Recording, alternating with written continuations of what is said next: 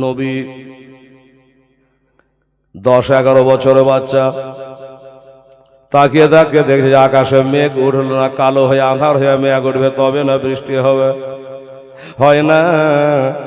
আমার নবী আল্লাহর সাথে কাবাতে দাঁড়িয়ে দাঁড়িয়ে কথা কইছে রে বাবা, বলছেন আল্লাহ গো, আজ যদি পানি না হয় তাহলে আমার চাচার বদনাম নাই, আমার পুরো বংশের বদনাম হবে, পুরা খানদানে বদনাম হয়ে যাবে। আল্লাহ নবী আল্লাহর কাছে দোয়া করছে, ওরা হাজার হাজার লোক লিয়া পানি হওয়ার দোয়া করলে হইল না, আর আমার নবী যখন হাত তুলে দিয়েছে আর পানিকে থামা যায় না। আল্লাহ বলে, ওরে মেকাইল ফেরেশতা, আমার নবী শিশু নবী মোস্তফা হাত তুলে দোয়া করছে কাবা ঘরে রে, আর দেরি করিস না, একবারে পানি বর্ষণ আরম্ভ করে দে। একবারে কলসির কলসি বাবা পানি বর্ষণ হতে আরম্ভ করলো। লোককে কোথায় পালিয়ে গেল? আবু তলে বললেন, আমার ভাতিজাকে তো ওই কাবাতে হেনারা দিয়ে চলে এসছি, তো যাবার সময় ভাতিজাকে নিয়ে যাব। নিয়ে আসলো। একটা কথা আপনারাকে বোঝাই, সেটা হলো কি, ওইখানকার হাজার হাজার লোক যারা পানির জন্য দোয়া করতে গেছিল, তারা মনে করলো এই পানিটা আবু তলেবের দোয়াতে হলো, কিন্তু আপনারা কি বুঝলেন? আবু তলেবের জন্য পানি হয় নাই, আমার শিশু নবী মোস্তফা ওই কাবাতে হিনালা দিয়ে দোয়া করেছে, ইশারা করেছে, এই কারণে পানি হয়েছে। আমার নবী বলল, আমার নাম কামাবা দরকার না, আমরা হলে বলতাম তোমার লেগে হয়নি, আমার লেগে হয়েছে। আমার নবী বলে, আমার নাম কামাবা দরকার নাই, আমার বংশের ইজ্জত, বংশের সম্মান মানে আমার সম্মান। এমনি করে বাবা পানি বর্ষণ হয়ে গেল। আর একদিন নবীর একটা চাচার নাম ছিল জুবাইর, জানেন তো? জুবাইর একটা তীর নিয়ে, কখন তীর কখন একটা ধনুক নিয়ে বের হচ্ছে। তো আমার নবী বলে, চাচা, ও চাচা কোথায় যাবো গো? তো বলছে, বাবা আজকে আমাদের ম্যাচ আছে রে বাবা। কিসের ম্যাচ গো? ওই যে সব ছেলেরা ক্রিকেট খেলছে না, তো আমাদের ম্যাচ আছে তীরন্দাজি, 10 রান করে তীর চালাবো, এই তীরের খেলা আছে, 1 সেকেন্ড হবে। ও আমিও যাবো চাচা। নবী বলছে, আমিও যাবো। না বাবা, তোমাকে যেতে হবে না, তুমি হলে আমাদের ছোট ভাইয়ের বেটা, কোন তীর কাকে লাগতে কাকে লেগে যাবে, তোর কি হতে কি হবে দরকার নেই। বলে, চাচা গো আমি যাবো। আরে বাবা তুই যাই কি করবি রে বাবা? বলে, চাচা গো নিয়ে চলেন, আপনার লাভ হবে। হাজার হলো নবীর মুখের কথা, আমাকে নিয়ে চলেন চাচা, আপনি জিতে আসবেন, জয় করে আসবেন, মেডেল নিয়ে আসবেন। তাই নাকি? কি করে আমি মেডেল পাবো তুই আগে জানলি? আমি জয় করব কেমন করে জানলি রে বেটা? বলে, চাচা গো ওরা যখন তীর চালাবে, আপনার এন্টি পার্টি, ওরা যখন তীর চালাবে 10টার মধ্যে একটা তো তীর চলে গেল, 9টা হলো, আর একটা চালালো তো 8টা হলো। কিন্তু চাচা গো আমাকে যদি সাথে নিয়ে যা, আপনি তীর চালাবে, আর ওই তীরের সাথে সাথে আমিও তীরের গতিতে উড়ে যাব, আর ওই তীরখান কুড়িয়ে নিয়ে এসে আপনাকে দিব, আপনার তীর ফোরাবে না, আপনি হারবেন না। ভাতিজার কথা শুনে মনটা খুশি হলো, আমার নবীকে সাথে করে নিয়ে গেল, যেটা মুখে বলেছিল সেটাই করলো। চাচা জুবাইরে ওই বাবা খেলায় জয় হয়ে গেল। এইভাবে চলতে চলতে চলতে চলতে বাবা আমার নবীর বয়স হলো 12 বছর। আপনারা হয়তো বলবেন, হেয়ারে হেলা কাল শুনো 1 মাস 2 মাস, আজ এবার পপ করে 12 বছর হয়ে গেল। তো 12 বছর হবে না, তো এক কাম করেন, নবীর 63 বছরের জীবনী, 63 বছর বললেও শেষ হবে না বাবা। কি বলেন? মাস ধরে ধরে যদি বলি তা আপনারা শুনতে পারবেন, আমি বলতে পারবো, টোপ গাইতে তো একটু হবেই। ও বাবারা মায়েরা, এই করে 12 বছর যখন আমার নবীর বয়স হলো, এবার আবু তলেব যাবে বাণিজ্য করার জন্য মুলকে শাম। আমাদের নবী নবুয়াত প্রকাশের আগে, এই যে বাবা মনে রাখবেন, আমাদের নবী নবুয়াত মানে কলমা পড়াবার আগে, কোরআন শরীফ নাজেল হওয়ার আগে নবী আবার 3 বার ব্যবসা করতে গেছেন। দুইবার গেছেন চাচার সঙ্গে আর একবার গেছেন খাদিজার মাল নিয়ে। দুইবার গেছেন মুলকে শাম আর একবার গেছেন ইয়ামান। নবী দোয়া করেছেন কার জন্য? আল্লাহুম্মা বারিক লানা ফি শামিনা ইয়ামানিনা, আল্লাহ গো মুলকের শাম এবং ইয়ামানের ওপরে আল্লাহ তুমি বরকত নাজিল করো।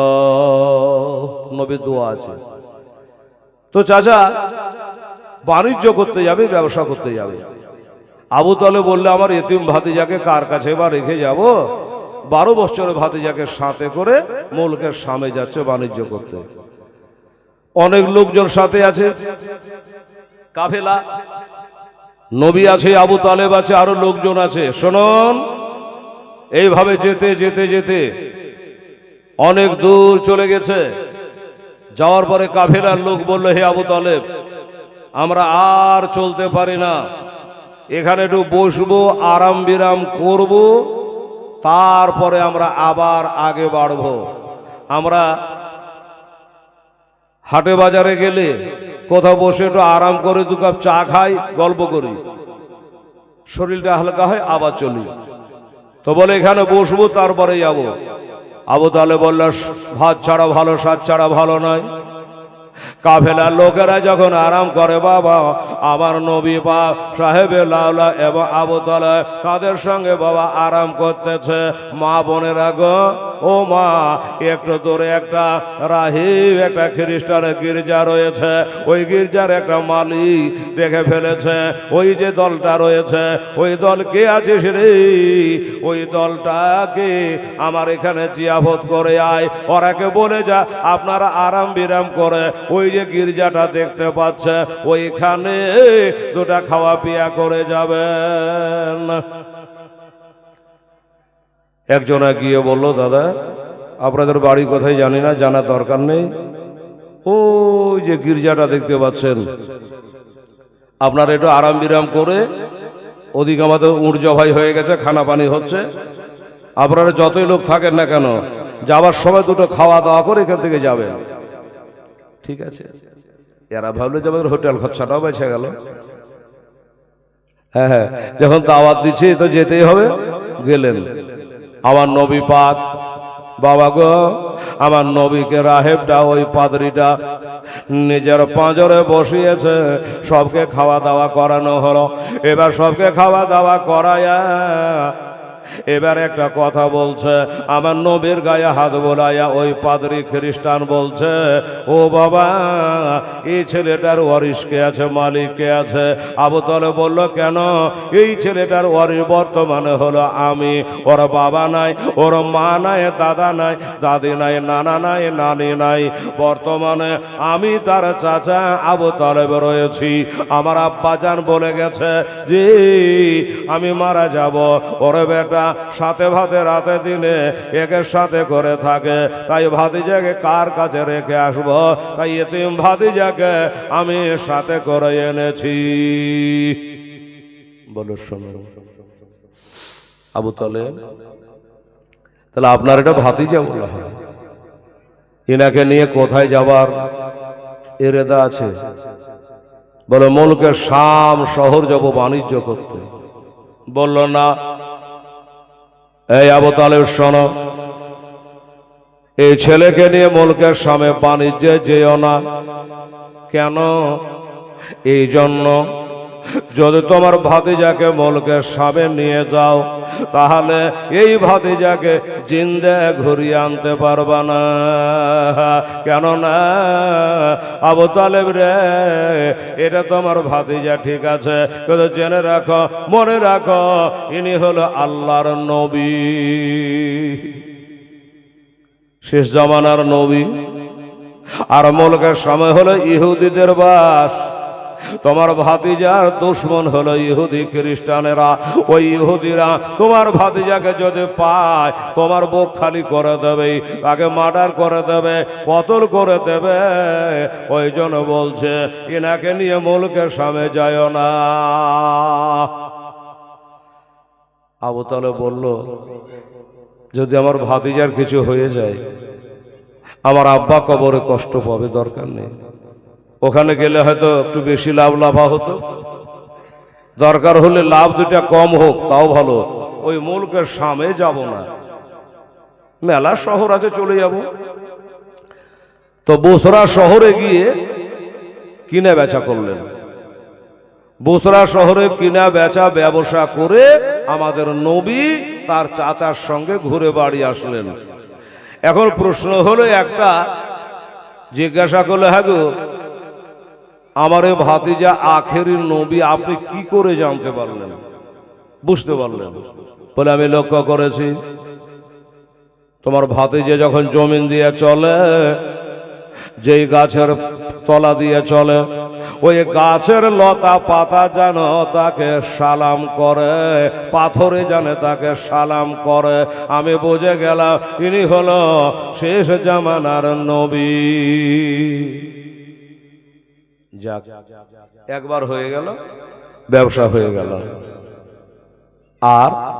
আর একবার গেছিলেন, যাকে ওটা থাক।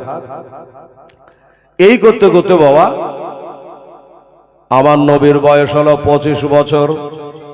মা গো, এই বোনেরা, আমার বুবুরা কান করে শোন মা, আমার ভাইরা গো, আমার নবীর বয়স হলো এবার 25 বছর। আবু তালেবের বয়সও বেড়ে গেল, ভাতিজার বয়স বাড়ছে, তো চাচার কি কমছে? চাচার বয়স হয়ে গেল। একদিন আবু তালেব বলছে আমার নবীকে ডেকে যে, ভাতিজা এবার নিজের পায়ে দাঁড়াও বাবা, আর পাচ্ছি না, আমার বয়স হয়ে গেল, আর ব্যবসা বাণিজ্য চলে না, দেশ বিদেশে যেতে পারি না বাবা, তুমি বড় হয়েছ, নিজের পায়ে দাঁড়াও। কিছু বুঝতে পারলি মা? নিজের পায়ে দাঁড়াও মানে আমার নবী বলছেন যে বাবা একটু কিছু রোজগার পাতি করো, না হলে আর হবে না, বয়স হয়ে গেছে। আর আবু তালেবের ধারণা ছেলে বড় হয়েছে, একটা বিহার শাদী দিব, আমার বাপ মরে গেছে, মা মরে গেছে, আমিও কবে মরে যাব, তো আমার ভাতিজার একটা বিহার শাদী দিয়ে যেন মরতে পাই। আর বিয়ে দিতে গেলেই তো আগে জিজ্ঞাসা করবে ছেলে কি করে, বলবে কিনা বাবা, তা অন্তত বলতে পারবো যে আমার ছেলে ব্যবসা বাণিজ্য করে। তাই বলছে বাবা তুমি নিজের পায়ে দাঁড়াও, এরা ব্যবসা বাণিজ্য করো। আবু তালেব যেমনি বলা, আমার নবী মোস্তাফা বলে চাচা গো, ব্যবসা বাণিজ্য করলে তো পুঁজির দরকার, টাকা পয়সার দরকার, হাট বাজার চিনা দরকার, দর ভাও জানা দরকার, কিভাবে ব্যবসা করব, কি করব না করব। এবার আবু তালেব একটা কথা বলেছিল, আমার মায়েরা বোনেরা রে, আবু তালেব বলল, ভাতিজা আমাদের দেশে একটা মহিলা আছে, একটা মেয়ে আছে, ওই মেয়েটার মাল্লিয়া তার চাকর বাকর মেলা ব্যবসা করতে যায়, ওই মেয়েটার মাল্লিয়া তুমি যদি যাও তাহলে কিছু বেতন পাবা, 2-4 বার আসা যাওয়া করলে তোমার পুঁজি হয়ে যাবে। মা বোনেরা, ওই মেয়েটাকে চাচা গো, মেয়েটা কেডা গো, মেয়েটার বাপের নাম কি গো, মেয়েটার মায়ের নাম কি গো, মেয়েটা বিবাহিতা না অবিবাহিতা, মেয়েটা ছেলে পিলার মা না আই ভৌ মায়া গো, কেমন আছে গো চাচা? এবার বলে বেটা শোনো, ওই মেয়েটার নাম হইল হযরতে খাদিজা। ভালো করে শুনবেন বাবা, মেয়েটার নাম হলো খাদিজা। খাদিজার বাপের নাম হলো খালিদ, ওর মায়ের নাম হলো ফাতেমা। খাদিজার মায়ের নাম ফাতেমা, আবার ওই খাদিজার পেটে থেকে পয়দা হবে হাসান হোসেনের মা ফাতেমা, পরে হবে। বলল ওই খাদিজার মাল নিয়ে অনেকে বাণিজ্যে যায়, তুমিও যাও। যখন বন্য নামটা তোমার মা বন্ধের একটু বুঝিয়ে দি। এই খাদিজার বয়স তখন হলো 40 বছর। ওই খাদিজার একবার বিয়ে হয়েছিল, স্বামীর সাথে ঘর করে 2টা বেটা হয়েছিল, বেটা 2টা মারা গেল, স্বামীও মারা গেল। মা বাপ দেখে শুনে আবার একটা বিয়ে দিল, আবার 2টা বেটা হলো, আবার বেটা 2টা মারা গেল, স্বামী মারা গেল।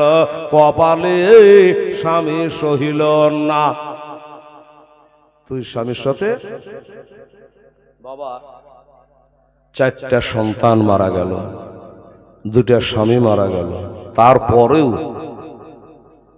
ওই আরবের বড় লোক রাজা ধীরাজা ছেলেরা এসে খাদিজাকে বিয়ে করতে চাইতো। খাদিজা বলে দরকার নাই, স্বামী আমার কপালে সহাবে না রে, ছেলে পেলে আমার কপালে সহাবে না রে। একবার বিয়ে করে 2টা বাচ্চা হলো, বাচ্চা গেল, বাচ্চার বাপও গেল। আবার বিয়ে করে 2টা বেটা হলো, বেটা গেল, তার বাপও গেল। আমি আর বিয়ে শাদী করবো না রে ভাই, আমাকে বিরক্ত করিস না।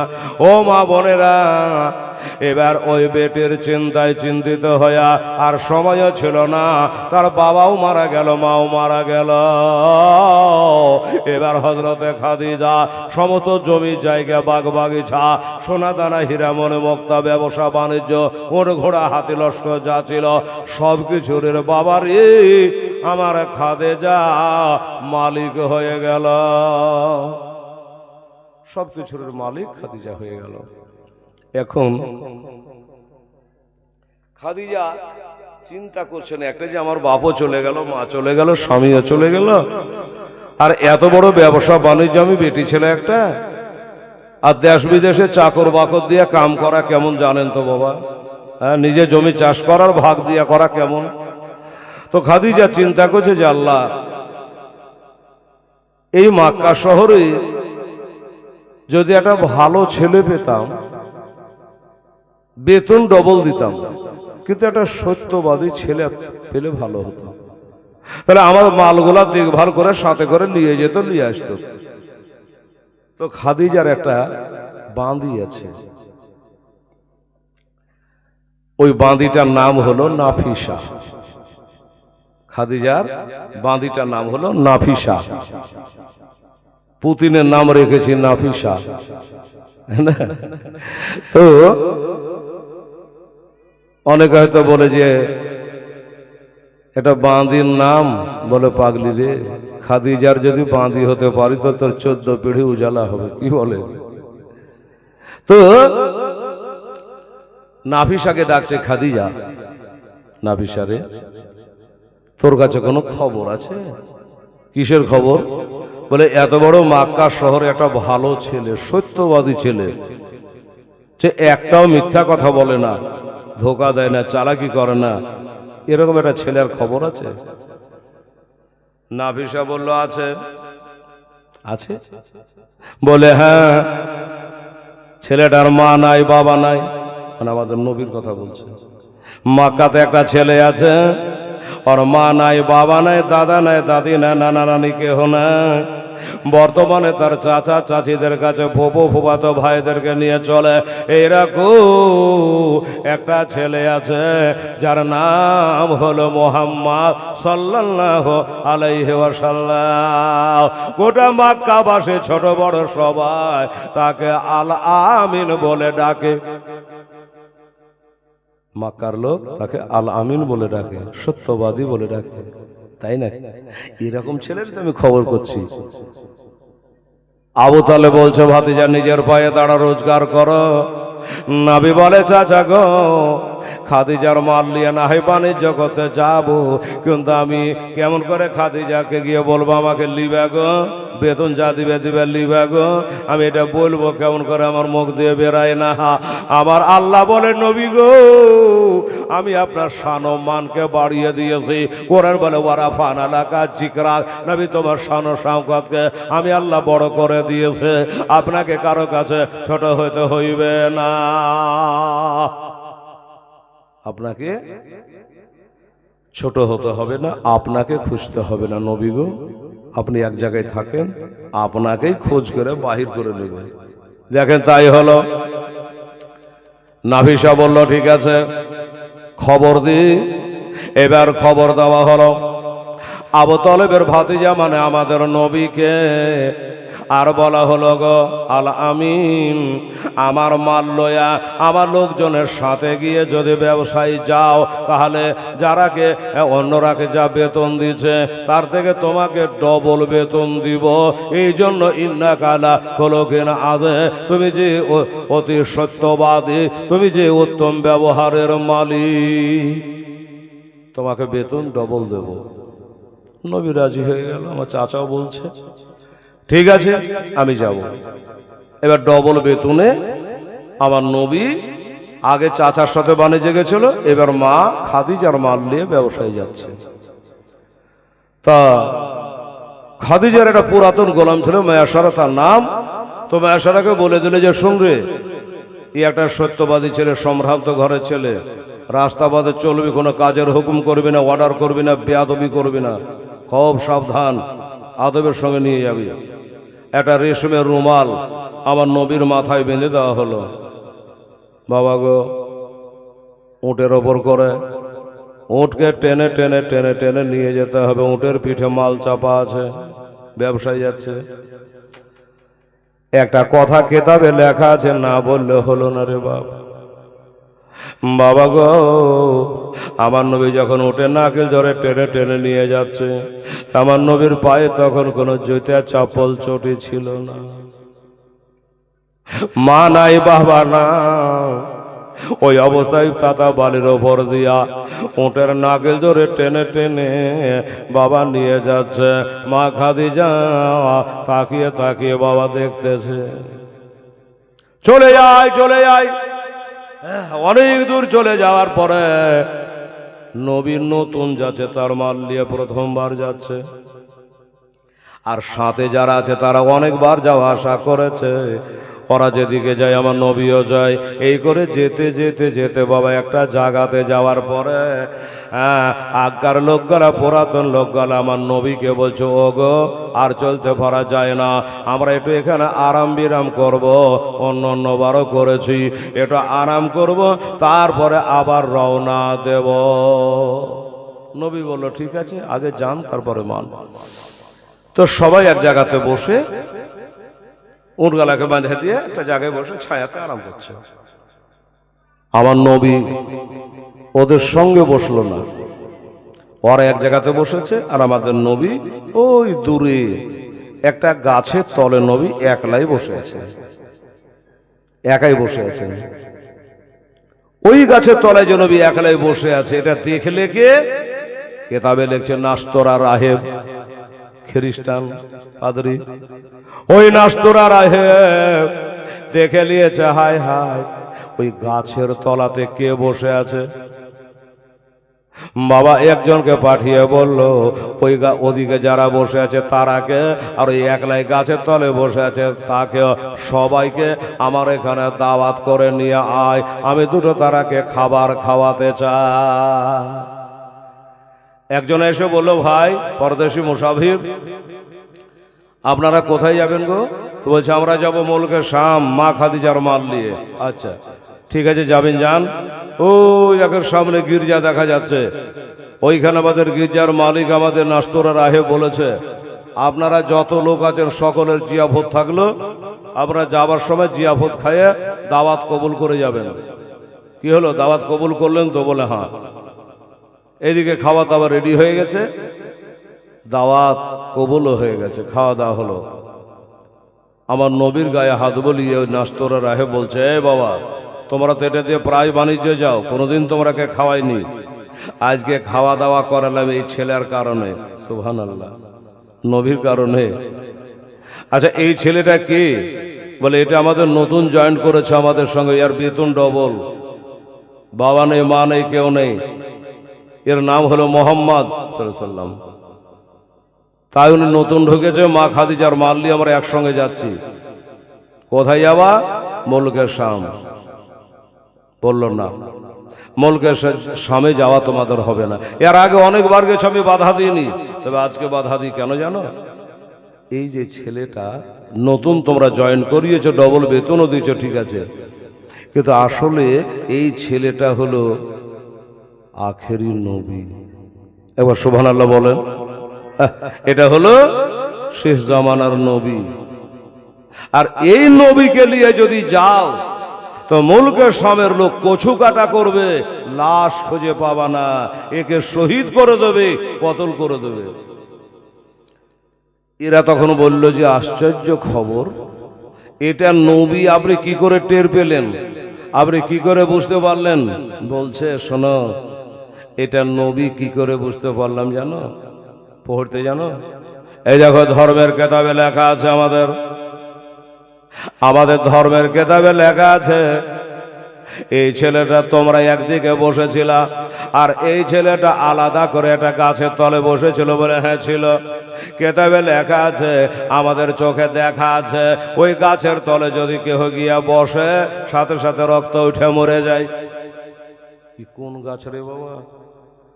ওই গাছের তলে পাবলিক তাবলিক যেই হোক না কেন, ওই গাছের তলে গেলে সে আর জিন্দা ঘুরে আসে না, মারা যায়, মারা যাবে। তবে আমাদের ধর্মের কেতাবে লেখা আছে, ওই গাছের তলে দুইটা ব্যক্তির অসুবিধা হবে না, দুইটা ব্যক্তি মরবে না। নাম কি? নামটাও লেখা আছে। সে দুইটা ব্যক্তিকে বলল, একটার নাম হলো হযরতে আলী, তার বাবার নাম হবে আবু তলেব। উনি যদি ওই গাছের তলে বসে যায় তাহলে কিন্তু মরবে না। আর একটা হলো, ওর নাম হবে মোহাম্মদ সাল্লাল্লাহু আলাইহি ওয়াসাল্লাম, বাবার নাম হবে আব্দুল্লাহ, মায়ের নাম হবে আমেনা। উনি যদি গাছের তলে চলে আসে তাহলে কিন্তু গাছে কোনো ক্ষতি করতে পারবে না, ওই জায়গায় কেউ মারা যাবে না। এটাই আমাদের ধর্মের কেতাবে লেখা আছে। এবার তোমরাকে জিজ্ঞাসা করি, আচ্ছা এই ছেলেটার বাপের নাম কি? আবু তলেব। বলল না। এই ছেলেটার নাম কি? হযরত আলী। বললেন না। তাহলে হযরত আলী যখন না, আবু তলেবের বেটা যখন না, তাহলে গ্যারেন্টি ইনি হলো শেষ নবী। যুক্তি? এই দুটা লোক মারা যাবে না, আলী আর নবী। তেরে যখন আলী নয় তাহলে নবী, হিসাব মিলে গেল। আর একটা কথা বলে শোনো, নবীর জামা খুলে কোনোদিন দেখেছো? বলে না। বলে নবীর এই সিনা, দুই সিনার মাঝখানে একটা স্টাম্প মারা আছে। ওই যে পেপারে মারে না স্টাম্প, এখানে স্টাম্প মারা আছে, মোহরে নবুয়তের ছাপ আছে। ওইখানে লেখা আছে লা ইলাহা ইল্লাল্লাহ মুহাম্মাদুর রাসূলুল্লাহ। বিশ্বাস যদি না হয় তো জামা তুলে দেখো। শোনো রে বাবা, ইনি হলো শেষ জামানার নবী। ইনি 40 বছর যখন বয়স হয়ে যাবে তখন ইসলাম ধর্ম, ইন্নাদ-দীনা ইনদাল্লাহিল ইসলাম, ইসলাম ধর্ম তখন চালু করবে। আমি সেই সময়তে বেঁচে থাকবো না। আমি যদি বেঁচে থাকতাম তাহলে জান দিয়ে জীবন দিয়ে আমি তাকে সাহায্য করতাম। আমি হয়তো সেই সময় বেঁচে থাকবো না। শুনলা, বুঝলা? তাই হলো, ইনি হলো শেষ জামানার নবী। তাই বাবা তোরাকে ব্যাঘাত্তা করে বলি, ইনাকে নিয়ে মুলুকের সামনে যেও না তোমরা, বরং একে অন্য জায়গাতে কেনা বেচা করে চলে যাওয়ার কথাটা মেনে নাও। লোকগুলো বললো যখন এত কথা খুলে খুলে কেতাব পড়ে পড়ে বুঝাইলো, হইতেও পারে। আর খাদিজাও বলেছে যে খুব সাবধানে নিয়ে যাবা, কোনো বেয়াদবি জানে না হয়। হ্যাঁ, তাহলে কি হবে? এইবারে বাবা আর ওই মুলকের সামনে গেলেন না, আর নবীকে কতল করতে পারলো না। পাঁজরে বুসরা শহর, আল্লাহর হুকুম, ওই বুসরা শহরে বাবা ব্যবসা বাণিজ্যের কাজ সমাপ্ত করলেন। আল্লাহর হুকুম বাবা, মুলকের সামনে যা লাভ হতো তার থেকে বেশি লাভ এখানে হয়ে গেল। এবার ব্যবসা বাণিজ্য করে ঘুরে বাড়ি চলে আসছে। বাবু, হ্যালো, এদিকে লাইভই চলছে। হ্যাঁ, ঠিক আছে। তো বেরাদার ইসলাম সামিনে কেরাম, এবার বলছে ব্যবসা বাণিজ্য করে চলে আসছে। আস্তে আস্তে এখন কাফেলা তো মেলায় লোক আছে, তো একজনকে ডেকে বলে এক কাম করবে, যে মালিক হয় সে মালিকের একটা চিন্তা থাকে জানেন। ধরুন একটা এই রুটে একটা গাড়ি কিনেছিলেন, মারুতি হোক, টাটা সুমো হোক, বা কিছু হোক, একটা গাড়ি কিনে ছাড়লেন। ড্রাইভার বাবু গাড়ি নিয়ে যখন যাবে বহরমপুর, তো গাড়ির মালিক যদি বাড়িতে থাকে, ও আল্লাহ আল্লাহ করবে যে কোনো সময় হ্যালো বলে কোনো ক্ষতি না হয়। যতক্ষণ গাড়ি ঘুরে বাড়ি না আসে ততক্ষণ গাড়ির মালিকের একটা টেনশন থাকে, বুঝলেন? তো মা খাদিজা চিন্তা করছে হয়তোবা তোমরা এত লোক একসঙ্গে না দৌড়ে তুই একজনা আগাম যা, যে খাদিজাকে বলগা যে আমরা এই ঘটনা ঘটে গেছে, আমরা মুলকের সবে যাইনি, বুসরা শহরে কিনে বেচা করে সবাই আসছে, এই খবরটা তুই দেগা, তাহলে অন্তত মালিকটার মনে শান্তি হবে। আচ্ছা ঠিক আছে। একজনা আগাম চলে আসছে। ও বাবা, আর একটা কথা বলি। একদিন রাতের বেলাতে মা খাদিজা একটা স্বপ্ন দেখেছিল রে বাবা। মা বোনেরা গো, খাদিজা এর স্বপ্নটা জীবনে কোনোদিন দেখে নাই বাবা। এর স্বপ্ন দেখে যেন চোখের ঘুম হারিয়ে গেল। কি স্বপ্ন দেখেছে জানেন বাবা? আমার মায়ের আরে স্বপ্নখানা দেখে যেন আর ভাল লাগে না। ওইখানে একটা বড় মৌলানা, ওই বড় মৌলানা না বলে ওয়ারকা বিন নওফেল, খুব বড় মৌলানা, ওনার কাছে গেলেন। ওগো বড় মৌলানা, আমি আজকে রাতের বেলা একটা স্বপ্ন দেখেছি, এটা স্বপ্নের মানে কি হতে পারে? বড় মৌলানা ওয়ারকা বিন নওফেল বলল, খাদিজা কি স্বপ্ন দেখেছে একবার বলো দেখি। বলল, হুজুর আমি স্বপ্নটা দেখতেছি, মনে হচ্ছে আসমানে চন্দ্র সূর্য আসমান থেকে নামে আমার বাড়ির যেন আঙিনায় চলে আসছে। এই স্বপ্নটা দেখলাম কেন? ওয়ারকা বিন নওফেল বড় মৌলানা, উনি বলে, খাদিজা রে তোর ভাগ্য ছাড়া ভাগ্য না রে খাদিজা, এত মজার স্বপ্ন দেখেছি রে খাদিজা। বলে, চাচা কেন গো? বলে, তোর স্বপ্নের মানে হলো এইটা, তোর স্বপ্ন যদি সত্য হয় তাহলে তোর আর একটা বিয়ে হবে, আর এবার যার সঙ্গে বিয়ে হবে তিনি হলো শেষ জামানার আখেরি নবী মুস্তাফা। তোর স্বপ্নের মানে হলো যে আখেরি নবীর সাথে তোর বিয়ে হবে। আমি তোর বিয়ে করব বলে আমার ইচ্ছা নেই। কতজন বিয়ের পাইগাম দিয়েছে, আমি করিনি। হ্যাঁ, আর আপনি বলছেন আমার বিয়ে হবে বলে, হ্যাঁ বিয়ে হবে, তাও আবার নবীর সাথে। সুবহানাল্লাহ। খাদিজা বিয়ে করব না করেছিল বাবা গো। এবার যখন বলল তিনি আখেরি নবী, আবু তালেবের ভাতিজা মুহাম্মদ সাল্লাল্লাহু আলাইহি ওয়াসাল্লাম, ওনার সঙ্গে তোমার বিয়ে হবে, এটাই তোমার স্বপ্নের মানে। আসমানে চন্দ্র সূর্য তোমার বাড়িতে নেমে আসা, এটাই হলো তার মতলব। হাতে একটা চিরুনি লিয়া মা খাদিজা রাদিয়াল্লাহু তাআলা আনহা এবার বাবা ওই বালাখানায় তো উঠে ঘরের ছাদে উঠে গিয়া মা খাদিজা আল্লাহ দেওয়া বাবা বড় বড় চুল মোবারক গালা ছিল বাবা, কেশ মোবারক গালা ছিল, ওই চিরুনিটাকে লিয়া এই চুলের ওপরে দিয়া বাবা চুল আছড়াচ্ছে। আর ওই ছাদের ওপরে উঠে মা খাদিজা রাস্তার দিকে নজর করছে, রাস্তার দিকে তাকাচ্ছে যে আমার ওই কাফেলা আসছে কিনা। তাদের স্বপ্ন দেখেছে, মানে হয়ে গেছে এরকম। এই তাকাতে তাকাতে দেখছে যে একজনা দৌড়ে আসছে। এই লোকটা তো আমারই কাফেলার লোক, একাই আসছে, তার মানে কি? দেখা যাক।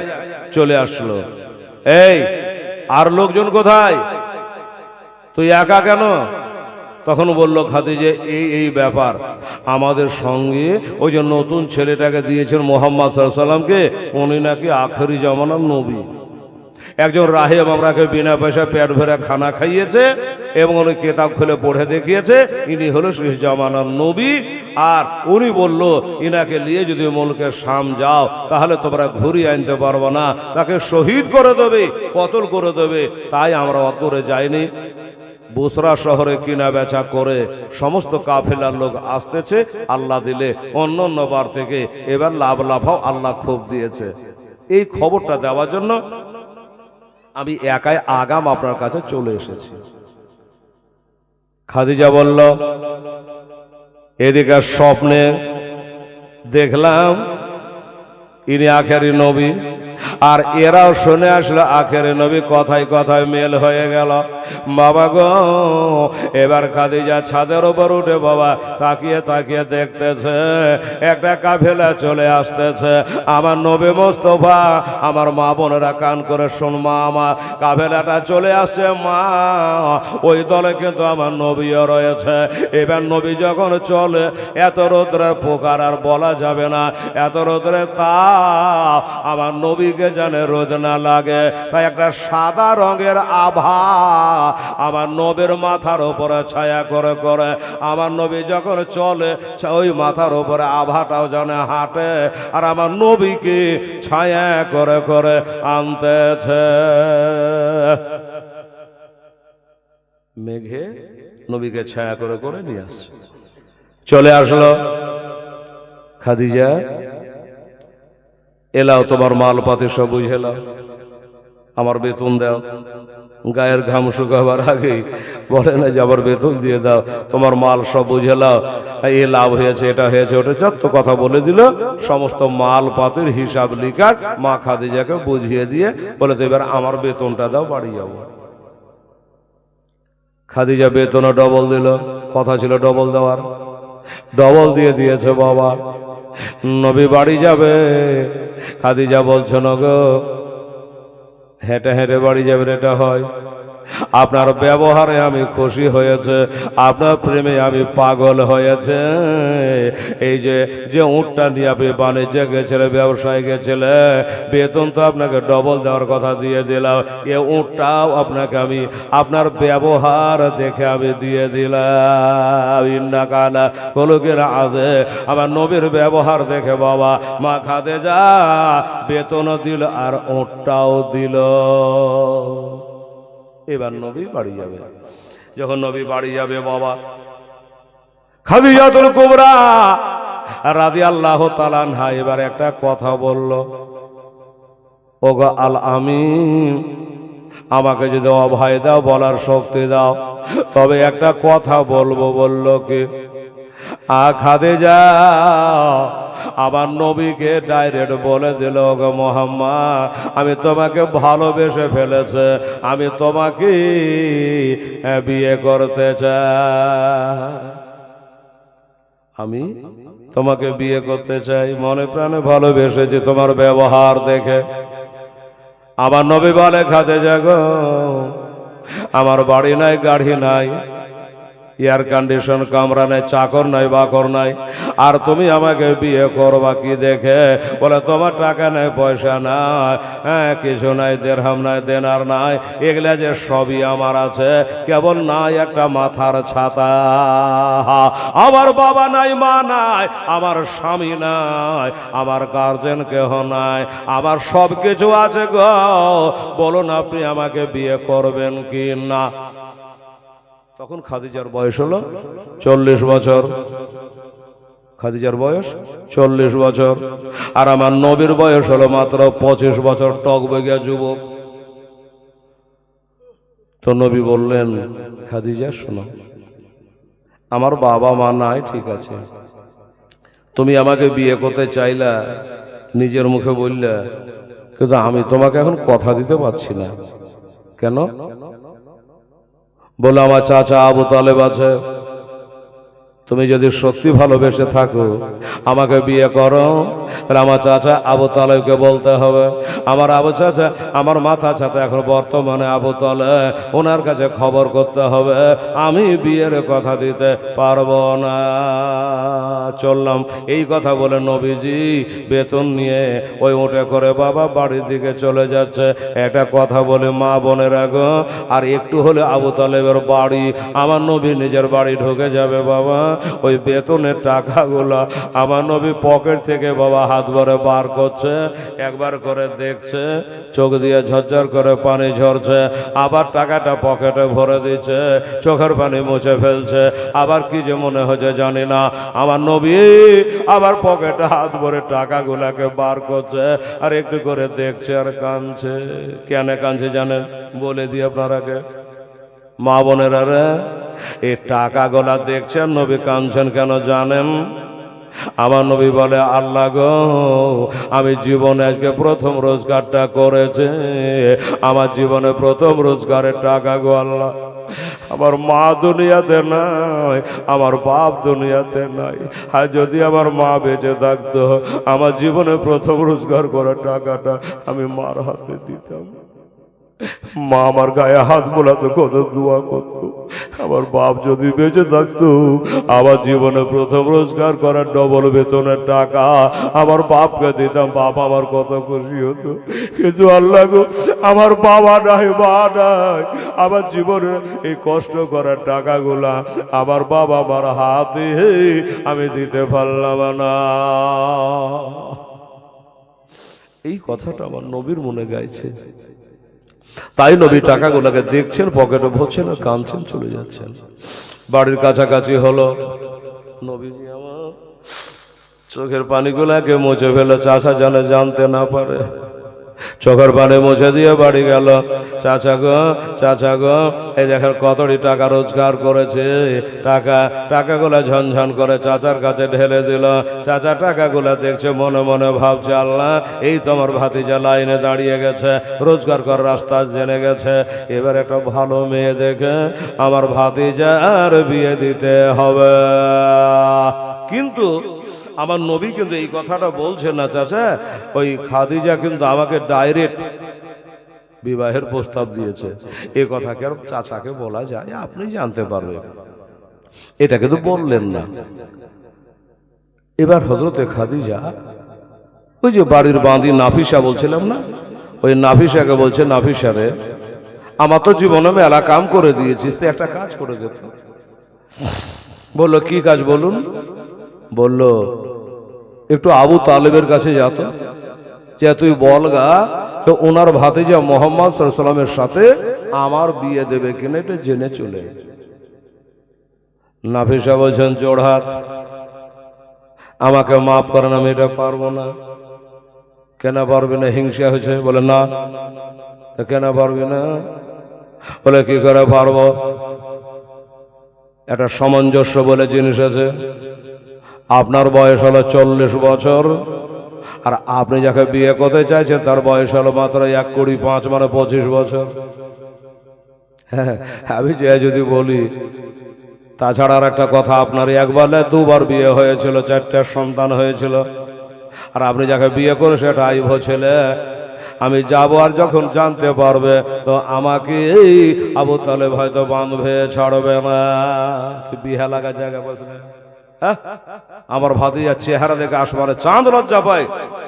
আর তুই একটা 2বার বিবাহ হওয়া, 4টা ছেলের মা, 40 বছর বয়স্কা, ওই নারীর সঙ্গে আমার ভাতিজার বিহার প্রস্তাব এনেছিস, আমাকে হয়তো অ্যারেস্টই করে নিতে পারে। এটা একটা যুক্তি, আমি ওই জন্য পারবো না। আর একটু জানারে আমার লাগে একটু কষ্ট কর না রে। নাফিসা বলছে, লজ্জাও লাগছে, বারবার বলছে কি করা যায়। তো শোনো, আমি যাব ঠিকই, কিন্তু আবু তালেবকে বলতে পারবো না। আবু তালেবকে দেখে বড় ডর লাগে, আমি বলতে পারবো না। কাকে বলবে? বলে আবু তালেব হলো নবীর চাচা, যাকে তুমি বিয়ে করবা তার চাচা। তো ওই নবীর একটা ফুপু আছে, ফুপুটার নাম হলো সুফিয়া, আব্দুল মুত্তালিবের বেটি, জুবাইরের মা। তো ওই সুফিয়ার সামনে গিয়ে আমি কথাটা তুলে ধরবো, কারণ সে একটা মেয়ে মানুষ, তুমি একটা মেয়ে, আমি একটা মেয়ে মানুষ, কোন রকম বলা যাবে। আবু তালেবকে বলতে পারবো না। আচ্ছা ঠিক আছে, যা, কপালে যদি লেখা থাকে ঠিক লেগে যাবে, যা তাই কর। গেল নবীর ফুপুর কাছে, গেল সুফিয়ার কাছে, গেল, সুফিয়া,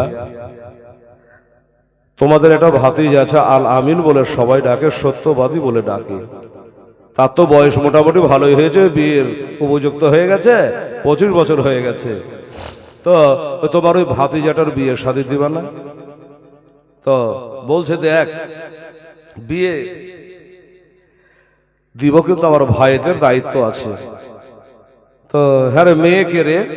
তো বললো, আর বলো না, কিছু মনে করো না বহিন, ওই খাদিজা নিজে তোমার ভাতিজাকে পছন্দ করে নিয়েছে, তোর মারলে ব্যবসা করতে গেছিল, তার ব্যবহারে খুশি হয়ে তাকে বিয়ে করতে চাইছে। তা আবু তালেবকে বলতে বলেছিল, আমি ভয় ডরও বলি নাই। তো তুমি তোমার ভাইদের সঙ্গে আলোচনা করো, হলে একটা দিনক্ষণ করে বিয়েটা সমাপ্তি করো। বলো ঠিক আছে, তুই যা, আমি বাড়ি যাব। বাড়ি যাওয়ার পরে আমার ভাইদের সঙ্গে আলোচনা করব। নাফিসা বলে আপনার চলে গেল। তখন নবীর ফুপু সুফিয়া, উনি গেলেন বাবা ভাইদের বাড়ি বেড়াতে। বাপ নাই মানে ভাইরা আছে ভাবিরা আছে, যা একটু ঘুরে আসি। হ্যাঁ, বিবাহের কথাটাও বলা যাবে।